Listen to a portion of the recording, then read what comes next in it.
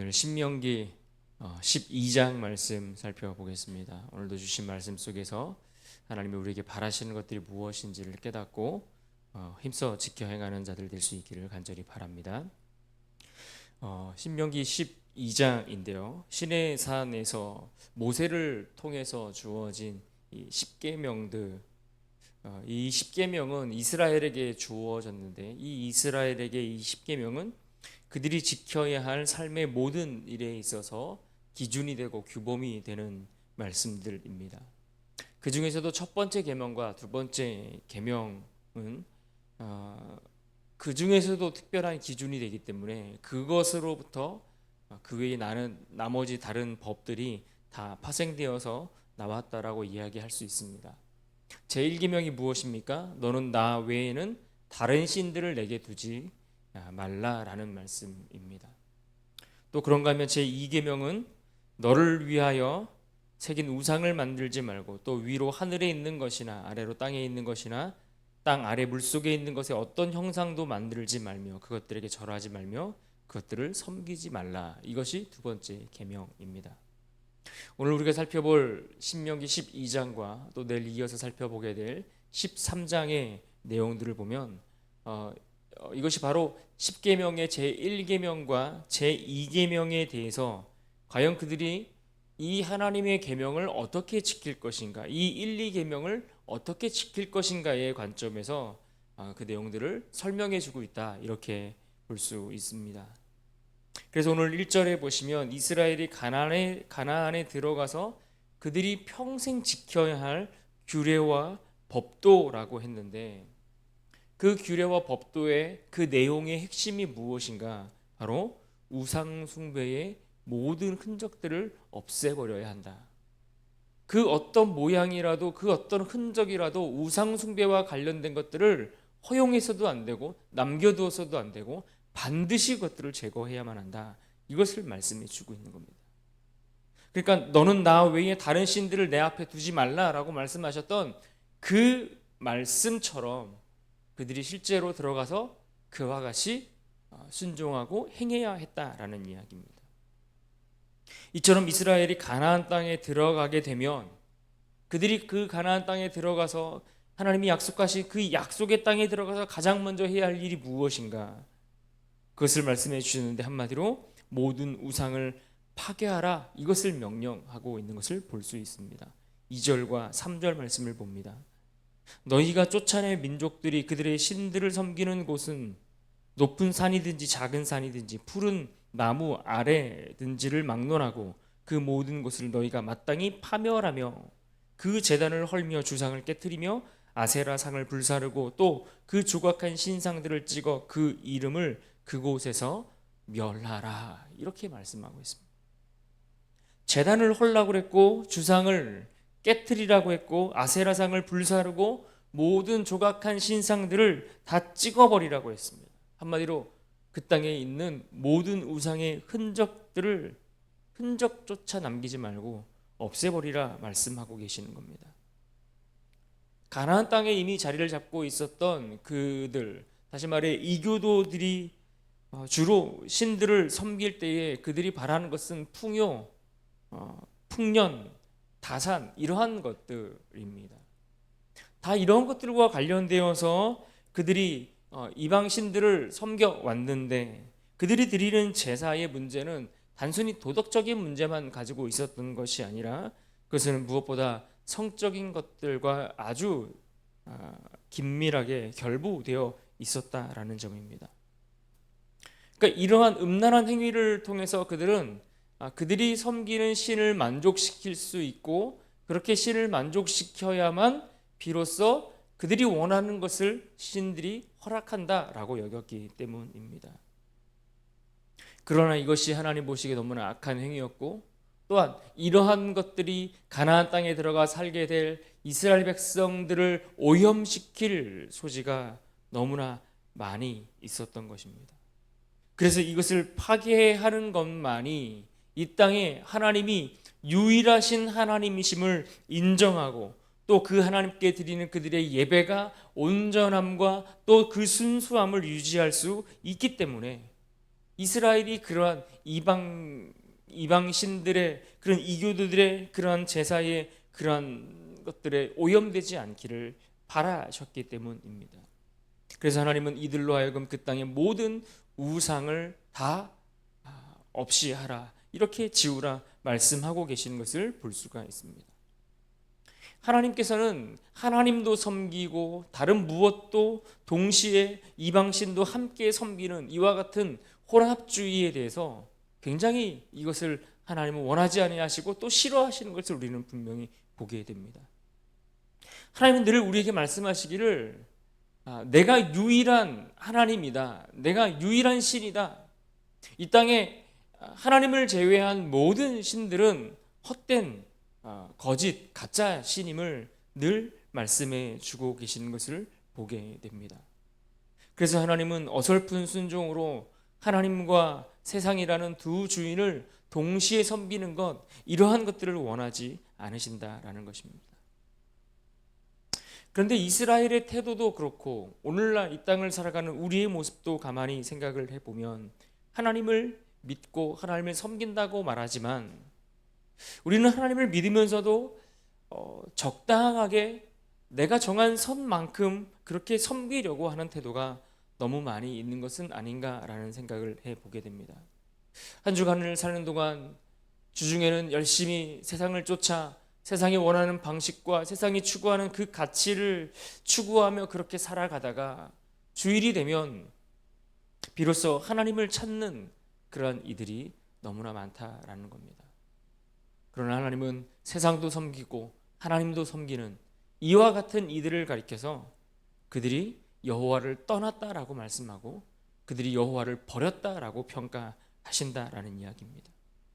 바쁘고 정신없이 사는 이유야 다 같겠지만 성도들조차도 세상 사람들과 같은 방식을 쫓아 살아가며 그러한 풍요를 누리는 것, 이것은 하나님 보시기에 합당치 않다라는 이야기입니다.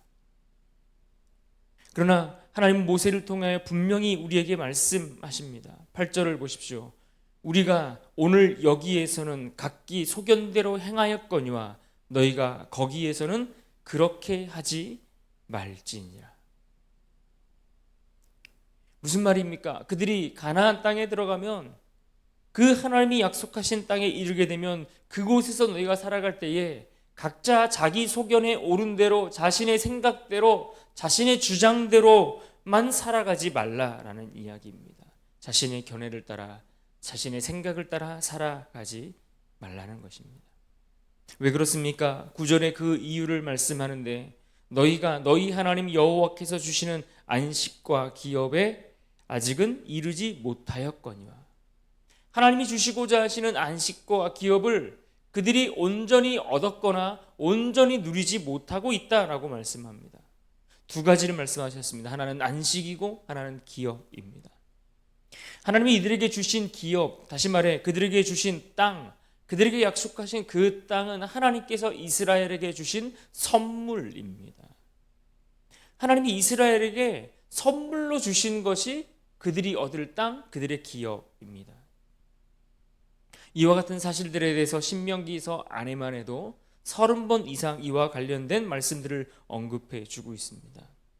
예를 들면 신명기 5장 31절에 내가 그들에게 기업으로 주는 땅에서 라고 표현했고, 또 6장 3절에도 보시면 내 조상들의 하나님 여호와께서 내게 허락하심 같이 젖과 꿀이 흐르는 땅에서 내가 크게 번성하리라.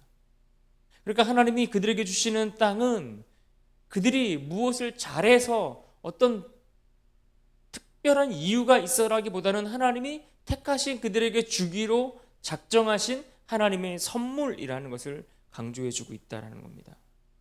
이처럼 땅은 하나님이 주실 선물입니다. 그런 의미에서 땅은 그들이 누릴 쉼과 연결되어 있는 축복이라고도 우리가 생각해 볼 수 있습니다. 선물로 주신 그 땅에서 얻는 쉼, 그 땅에 거하면서 그 땅에서 누리는 안식, 이것을 누리는 복을 그들이 얻게 될 것이라는 이야기입니다.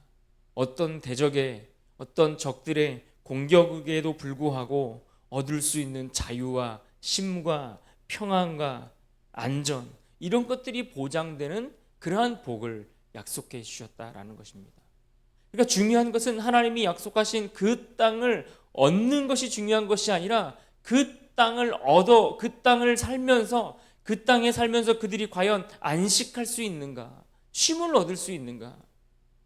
땅은 얻었는데 그 땅에서 쉼을 얻을 수 없고 불안과 염려와 걱정 가운데 살아가면 그것은 복이 아닌 겁니다. 그래서 성경은 이스라엘이 이 가나안을 들어간 이후에 그 초점이 어디에 있는가? 과연 그들이 그 땅에 들어가서 하나님이 약속하신 참된 안식을 그들이 누리며 살아가고 있는가? 여기에 초점을 맞추고 있는 것을 볼 수 있습니다. 그런데 오늘 구절에 보신 것처럼 하나님이 주시는 이러한 참된 안식이 그들에게 아직 주어지지 않았다라고 말씀합니다. 그럼 이 안식이 언제 그들에게 주어집니까? 가나안에 들어가 하나님이 말씀하신 명령을 다 지켜 행할 때에 비로소 그 안식이 그들에게 주어지는 것입니다. 하나님 말씀하신 것들을 지켜 행함으로 그 땅을 차지하여 그 땅에 거하게 될 때에 그때에 비로소 참된 안식을 누리게 될 것이다 라고 약속해 주고 있습니다. 10절을 보십시오. 너희가 요단을 건너 너희 하나님 여호와께서 너희에게 기업으로 주시는 땅에 거주하게 될 때, 또는 여호와께서 너희에게 너희 주위의 모든 대적을 이기게 하시고 너희에게 안식을 주사 너희를 평안히 거주하게 하실 때에, 하나님이 그들에게 그 약속하신 바들을 허락하실 그 때를 말씀하고 있는 겁니다. 그러니까 지금 하나님이 왜 이스라엘에게 가나안 땅에 들어가서 제일 먼저 그 땅에 자리 잡고 있는 모든 우상들을 파괴하고 멸하고 그 흔적들을 다 없애라고 말씀하고 있습니까? 참된 안식, 그 약속하신 안식을 그 땅에서 누리게 하기 위함이다 라고 말씀하고 있는 겁니다. 하나님이 주실 그 선물로 주실 그 땅에서 그들이 참된 안식을 얻기를, 쉼을 얻기를 바라시기 때문에 그와 같은 명령을 하고 계신다라는 이야기입니다. 그러나 이스라엘은 어떻습니까? 실제로 그들이 가나안 땅에 들어가서 그 안식을 누립니까? 그들의 역사를 통해서 성경이 지적하고 우리에게 보여주는 것처럼 그들은 참된 안식을 누리지 못합니다. 그러나 그들이 잠깐 그들이 안식을 누릴 수 있었던 것은 어떤 때 그들이 안식을 누릴 수 있었습니까?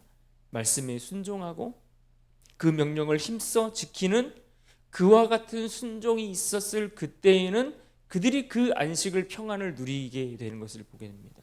예를 들면 사사시대 때에 그들이 고통과 괴로움 가운데 신음을 하다가 하나님이 세우신 그 사사를 통해, 하나님이 그 순종을 통해 그 명령을 지켜 행하는 그 일들을 통해 그들이 살아가게 되었을 때에 성경이 뭐라고 표현합니까?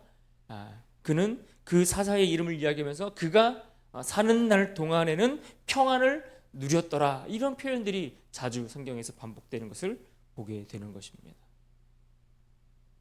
결국 이 안식의 문제, 이 쉼을 얻는 문제, 이것은 오늘 우리의 문제인 겁니다. 우리가 이 땅을 살아가지만 우리의 삶을 돌아보면 어디 쉴 만한 것들이 어디에 있습니까? 우리는 이 땅에서 열심히 살아가는데 그 열심히 살아가는 중에 안식과 평안함을 누리며 살아가고 있습니까? 일에 쫓기고 사람에 치이고 관계에 흔들리고 매일의 삶이 정말 우리에게 쉼을 기대할 수 없는 그러한 삶을 살아가고 있는 것 아닙니까? 가진 것이 많아도 쉴 수 없고 가진 것이 없어도 불안하고 건강해도 건강하지 못해도 늘 평안함이 없는 그런 삶을 살아가는 이들이 이 땅에 얼마나 많습니까? 그런데 과연 우리가 하나님을 믿는다라고 하는 우리들조차도 그 평안을 이 세상 가운데에서 살면서 누리며 그 쉼을 얻고 있는가 하는 겁니다. 성경은 말씀합니다. 우리가 이 땅을 살면서 하나님이 주시는 참된 안식을 너희들이 누리며 살아가는가? 그러려면 이 안식은 하나님 앞에 그 어떤 다른 신도 두지 않고 살아가는 것, 하나님 외에 다른 신들이 내 앞에 있지 않게 하는 것, 이것이 오늘 우리가 이 참된 안식을 누릴 수 있는 유일한 비결이다라고 말씀해 주고 있는 겁니다. 하나님만 섬기는 자로 이 쉼을 누리는 자가 될 수 있다라는 이야기입니다. 그런데 오늘 본문에 보면 이것과 관련하여 또 하나님은 하나님께 드리는 예배의 장소와 관련된 이야기를 해주시는 것을 보게 됩니다. 5절을 봅니다. 오직 너희의 하나님 여호와께서 자기의 이름을 두시려고 너희 모든 지파 중에서 택하신 곳인 그 계실 곳으로 찾아 나아가서, 하나님이 택하신 곳에서 제물을 드리라 말씀합니다. 아무 데서나 드리는 이교도들의 그러한 제사, 그러한 예배와 달리 지정된 곳에서 드려야 된다라고 말씀합니다. 본문 5절과 11절, 14절, 18절, 26절에서 계속해서 이와 같은 이야기를 반복적으로 말씀해 주고 있습니다. 이것을 신학자들은 성소의 중앙화다 이렇게 표현을 했습니다. 성소를 한 곳으로 정해 주셔서 예배의 장소가 여러 곳에 있는 것이 아니라 단일된 한 장소에서만 예배를 드리라고 했다라는 이야기입니다. 예배 장소의 단일성이 강조되고 있는 겁니다. 왜 하나님은 이스라엘 백성들로 하여금 그들의 제사, 그들의 예배를 구별하여서 하나님이 말씀하시는 특정한 장소에서만 예배를 드리라 말씀하고 있을까요? 왜 아무 장소에서나 예배를 드리지 말고 정한 곳에서 제사를 예배를 드리라고 말씀합니까? 오늘 말씀해 보시면 하나님이 택하신 장소에 관하여 11절에 보시면 너희는 너희의 하나님 여호와께서 자기 이름을 두시려고 택하실 그곳으로 라고 했습니다. 그러니까 하나님을 온전히 예배하는 그곳에 내 이름을 두겠다라고 말씀하셨습니다.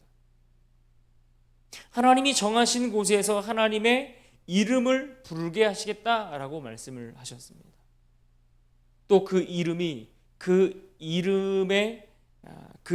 존재, 그 인격 자체를 의미하고 뜻하는 것처럼 하나님을 온전히 예배하는 그곳에 그 예배를 받으시는 하나님이 또 함께 그곳에 임하시겠다라는 것을 말씀해 주신다라는 것을 우리가 함께 이해할 수 있습니다.